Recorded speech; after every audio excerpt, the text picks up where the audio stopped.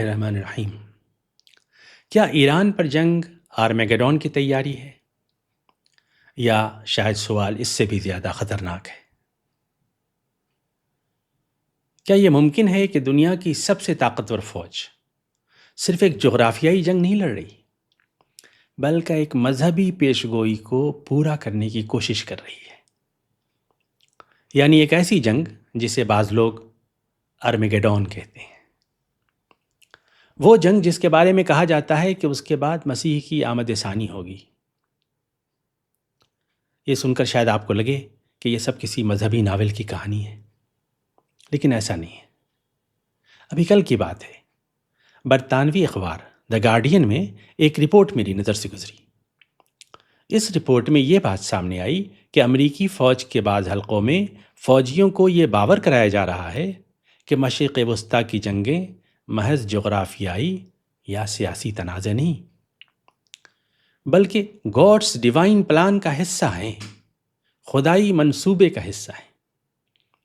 یہاں تک کہا گیا کہ ڈونلڈ ٹرمپ کو خدا نے انوائنٹ کیا ہے، نامزد کیا ہے، تاکہ وہ اس منصوبے کو آگے بڑھائیں۔ ذرا رک کر سوچئے، اگر عالمی سیاست واقعی ایسی مذہبی تعبیرات کے زیر اثر آ جائے تو پھر جنگ صرف جنگ نہیں رہتی، وہ انسانی تاریخ کے لیے ایک خطرناک موڑ بن جاتی ہے۔ اور یہی وہ سوال ہے جس پر آج میں سنجیدگی سے غور کرنے کی دعوت دوں گا۔ کیا ایران پر جنگ واقعی آرمیگیڈون کی تیاری ہے؟ یہاں ایک اور سوال پیدا ہوتا ہے، یہ آرمیگیڈون کا تصور امریکی مذہبی ذہن میں آیا کہاں سے؟ اس تصور کی جڑیں دراصل بائبل کی آخری کتاب بک آف ریویلیشن میں ملتی ہیں۔ یہ کتاب عیسائی اپوکیلپٹک ادب کی ایک علامتی اور پراسرار تحریر سمجھی جاتی ہے، جیسے ہمارے یہاں کتاب الفتن والملاحم۔ بک آف ریویلیشن میں دنیا کے آخری معرکے اور خیر و شر کی آخری جنگ کا ذکر کیا گیا ہے، لیکن اہم سوال یہ ہے کہ یہ تصور امریکی مذہبی شعور میں اتنا طاقتور، اتنا راسخ کیسے ہو گیا؟ یہ کوئی اچانک پیدا ہونے والا خیال نہیں ہے۔ اس کی جڑیں 19ویں صدی کے ایک مذہبی نظریے میں ملتی ہیں، جسے عرف عام میں کہا جاتا ہے ڈسپینسیشنلزم۔ ڈسپینسیشنلزم ایک تصور ہے جس کے مطابق تاریخ 7 ادوار میں تقسیم کی جاتی ہے، اور مسیح کی آمد کے بعد کا یہ دور فضل کا دور کہلاتا ہے، جس میں صرف عقیدہ رکھنا ہی نجات کے لیے کافی ہے، عمل کی ضرورت نہیں۔ اس نظریے کو سب سے پہلے برطانوی مبلغ جان نیلسن ڈاربی نے پیش کیا۔ ڈاربی کی تعبیر کے مطابق بائبل کی پیشگوئیاں یہ بتاتی ہیں کہ یہودیوں کی ارض فلسطین پر واپسی، اسرائیل کی ریاست کا قیام اور مشرق وسطیٰ میں ایک عظیم جنگ، یہ سب واقعات مسیح کی آمد ثانی سے پہلے رونما ہوں گے۔ بعد میں اس نظریے کو امریکہ میں غیر معمولی مقبولیت حاصل ہوئی، خاص طور پر اسکوفیلڈ ریفرنس بائبل کے ذریعے۔ اس بائبل کے حاشیوں میں ڈاربی کی یہی تعبیرات شامل کر دی گئیں۔ نتیجہ یہ نکلا کہ لاکھوں امریکی عیسائیوں کے ذہن میں یہ تصور بیٹھ گیا کہ اسرائیل کی ریاست اور مشرق وسطیٰ کی جنگیں در حقیقت ایک الہی منصوبے کا حصہ ہیں۔ لیکن مصیبت یہ ہوئی کہ یہ تصور صرف مذہبی حلقوں تک محدود نہیں رہا۔ 1970 کی دہائی میں امریکی مصنف ہال لنسے کی کتاب دا لیٹ گریٹ پلانٹ ارتھ، اس کتاب نے اس نظریے کو عوامی سطح پر خاصا مقبول بنایا۔ اس کتاب نے یہ دعویٰ کیا کہ دنیا تیزی سے آرمیگیڈون کی طرف بڑھ رہی ہے۔ یہ کتاب امریکہ میں ملینز کی تعداد میں فروخت ہوئی، اور بعد میں اس تصور کو مزید مقبول بنایا ناولوں کی ایک سیریز نے، جسے ٹم لہائے اور جیری جینکنز نے لکھا تھا، اور جس کا نام ہے لیفٹ بیہائنڈ۔ ان ناولوں میں آرمیگیڈون کی جنگ کو ایک ڈرامائی اور مذہبی تقدیر کے منظرنامے کے طور پر پیش کیا گیا۔ ان کتابوں اور ناولوں نے امریکہ کی ایک پوری نسل کے ذہن میں یہ تصور بٹھا دیا کہ مشرق وسطیٰ کی جنگیں صرف جغرافیائی یا سیاسی تنازع نہیں، بلکہ حضرت مسیح کی پیشن گوئیوں کی تکمیل ہیں۔ اور یہی وجہ ہے کہ امریکہ کے بعض ایونجلیکل کرسچن زائنسٹ حلقے اسرائیل کے عروج اور مشرق وسطیٰ کی جنگوں کو محض سیاسی واقعہ نہیں سمجھتے، بلکہ ایک مذہبی فریضہ تصور کرتے ہیں۔ اور جب مذہبی تصور سیاسی طاقت کے ساتھ مل جائے تو پھر جنگ صرف جنگ نہیں رہتی، وہ ایک مقدس منصوبہ بن جاتی ہے۔ یہاں ایک اور پہلو بھی ہے جو اس پورے مسئلے کو اور زیادہ سنجیدہ بلکہ پیچیدہ بنا دیتا ہے، اور وہ ہے امریکی فوج کے اندر اس سوچ کا نفوذ۔ سال 2000 کی دہائی میں امریکی فوج کے حوالے سے ایک شکایت سامنے آتی ہے۔ بعض لوگ یہ الزام لگاتے ہیں کہ بعض فوجی حلقوں میں عیسائی ایونجلیکل نظریات آہستہ آہستہ فوجی تربیت کے ماحول کو متاثر کر رہے ہیں۔ مثلاً بعض رپورٹوں میں یہ انکشاف ہوا کہ کچھ فوجی بریفنگز میں ایسی سلائیڈز دکھائی گئی تھیں جن میں مشرق وسطیٰ کی جنگوں کو بائبل کی پیشگوئیوں کے تناظر میں پیش کیا جا رہا تھا،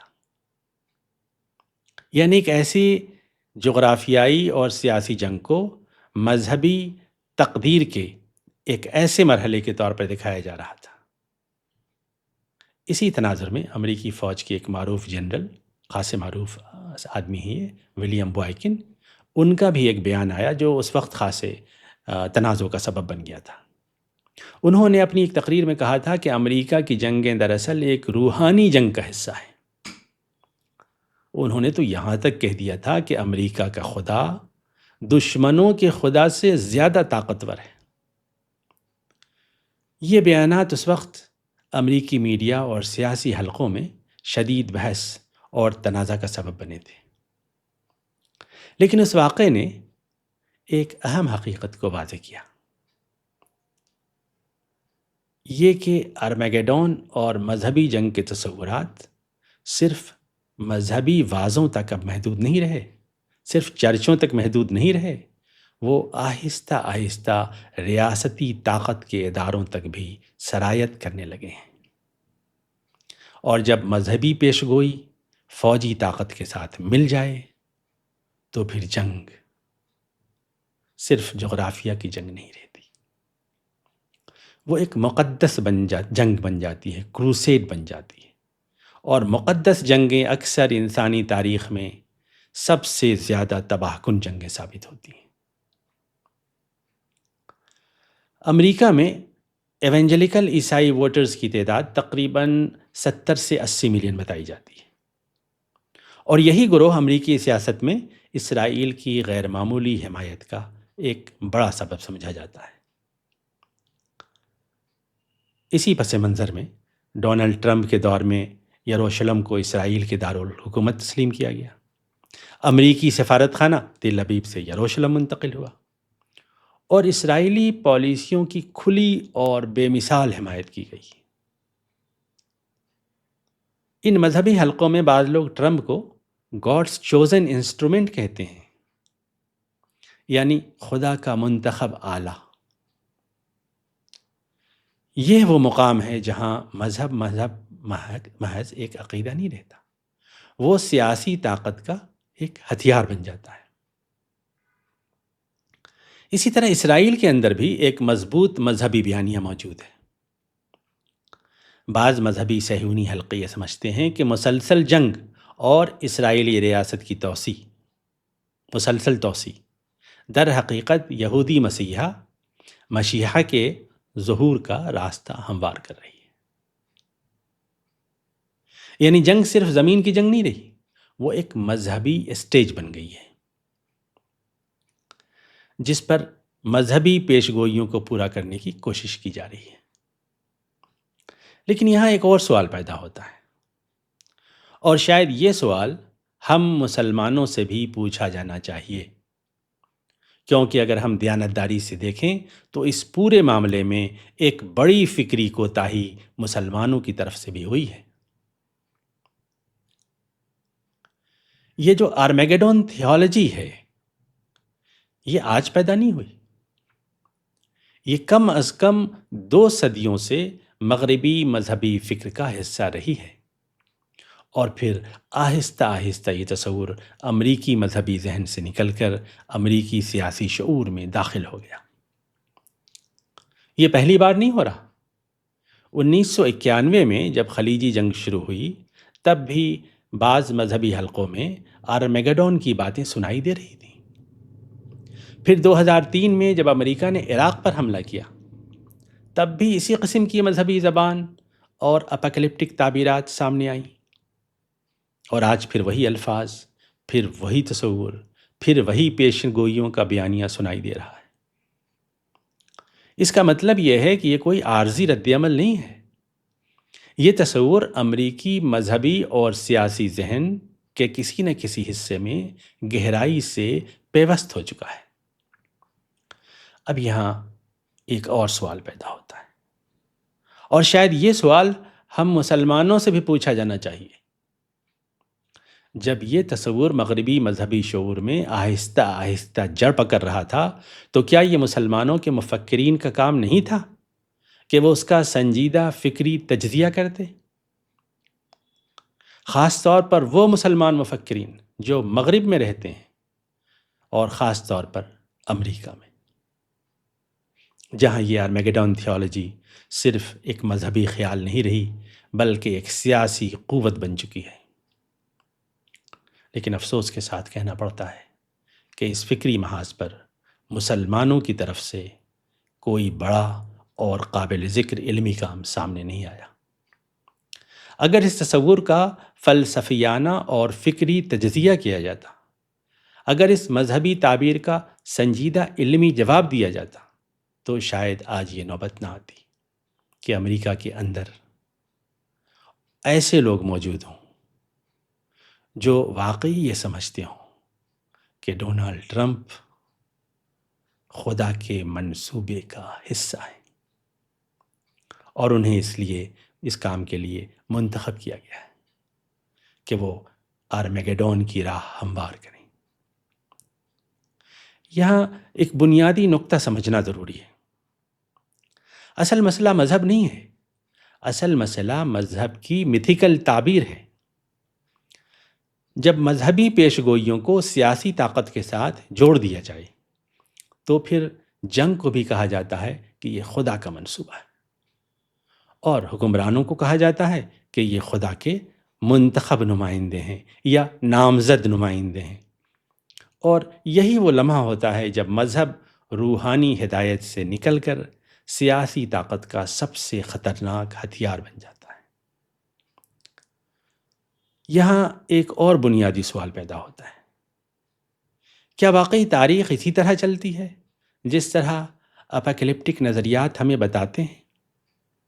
یعنی کیا دنیا کا انجام لازماً ایک عظیم تباہ کن جنگ کے ذریعے ہی ہونا ہے؟